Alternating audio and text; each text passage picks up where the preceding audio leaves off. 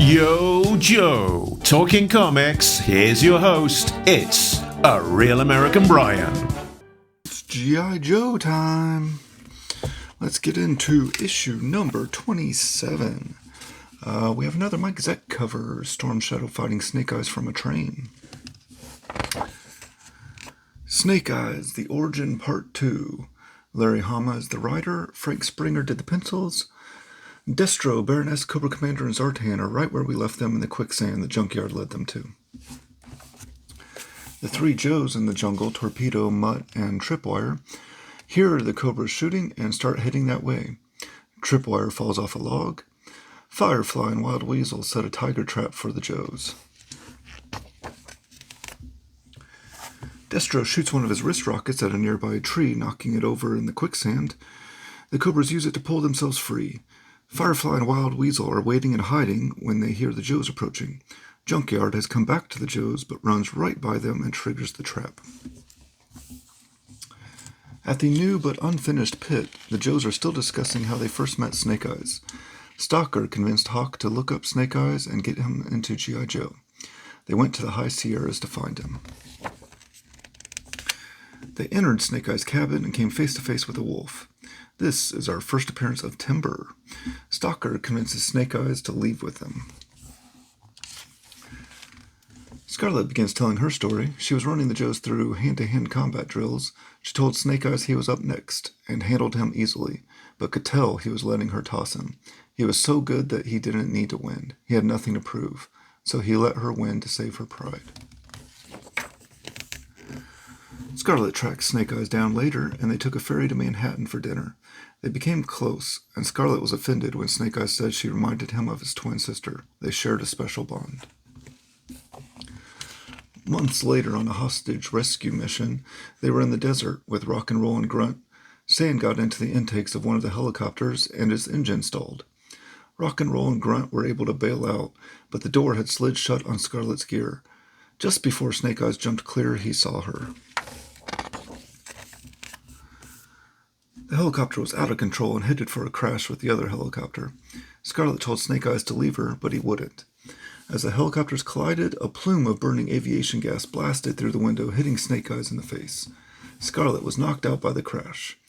Rock and Roll would say he saw Snake Eyes carrying Scarlet out with his head still in flames. His ruined mouth opened and closed, but no sound came out. He spent 6 months in the hospital, and the best plastic surgeons around attempted and failed to make him look human again. Scarlet tried to be there for him, but Snake Eyes pushed her away. Back in the Everglades, Wild Weasel and Firefly are running to their trap to see what they caught. They find Junkyard set the trap off, and no one was injured. The Joes appear as they were trailing Junkyard, and just as they think they have recaptured their prisoners, the Cobra leadership arrive, and a firefight ensues. In Spanish Harlem, the Soft Master is telling Snake Eyes he came here and set up his restaurant as a cover so he could investigate Storm Shadow and get to the true killer of his brother, the Hard Master. He senses that Storm Shadow is watching them from the window, and Snake Eyes begins firing. Storm Shadow swings in through the broken window before Snake Eyes can reload. He grabs the broken arrow and hops over the counter and into the cellar. Snake Eyes follows him into the cellar and then out of the exit into the alley, where he spots Storm Shadow hopping over a fence. Snake Eyes is in hot pursuit of Storm Shadow. One child on the street mistakes Storm Shadow for Moon Knight. Snake Eyes lunges and takes Storm Shadow down right in front of a street sweeper. And at the pit, they get word that a masked man with an Uzi is fighting a ninja in white. The two ninjas are able to get free of the street sweeper, but Snake Eyes loses his Uzi. The chase continues, and Storm Shadow heads for a train. The Joes got to the scene awfully quick. Wild Bill and Scarlet are in the helicopter, bringing the vamp with them.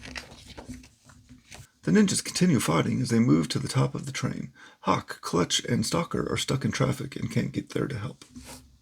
Storm Shadow is able to confirm that this is the Snake Eyes he has known as his sword brother, and the same man he fought in the Silent Castle. The Joes in the helicopter spot the ninjas as they are heading for a tunnel. Storm Shadow tells the other ninja that he has no grudge against him, but can't let him stop him from what he has to do. As the helicopter gets closer, Snake Eyes hears the sound and asks Snake Eyes if he remembers that helicopter in Southeast Asia, when Storm Shadow went back for Snake Eyes and saved him. Snake Eyes tosses his blade away and gets Storm Shadow to attack him. The attack takes both ninjas down off the top of the train and clear of the tunnel entrance. Storm Shadow realizes that Snake Eyes saved him. They are even now, and Storm Shadow explains to Snake Eyes he didn't shoot his uncle. Someone retrieved his arrow from a squirrel that he had shot. He saw a masked man escape into a Cobra helicopter. He has spent years working his way up in Cobra until he can get to a point he is important enough to find out who killed his uncle. After he's able to get his vengeance, he hopes they can be brothers again. The Joes arrive and run between the cars where they saw the ninjas fall. Scarlet sees Snake Eyes, but Storm Shadow is gone. And Snake Eyes, of course, isn't talking. The final panel in the Everglades, the Joes have escaped, and Zartan is ready to call in the Dreadnoks. That is issue 27. Wow, we have really dug into the past of Snake Eyes and also found out what Storm Shadow is up to, all while the action in the Everglades is still taking place. My favorite panel from this issue is right here.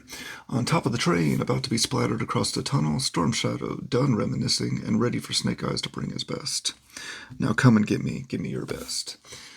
This was another great issue of A Real American Hero. I'm going to give it 5 flag points.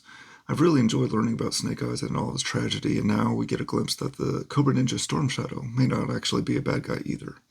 Can't wait to see where the adventure takes us next. That has been issue 27. Knowing is half the battle, and now you know. Subscribe so you don't miss out on the next episode where we dive into issue 28.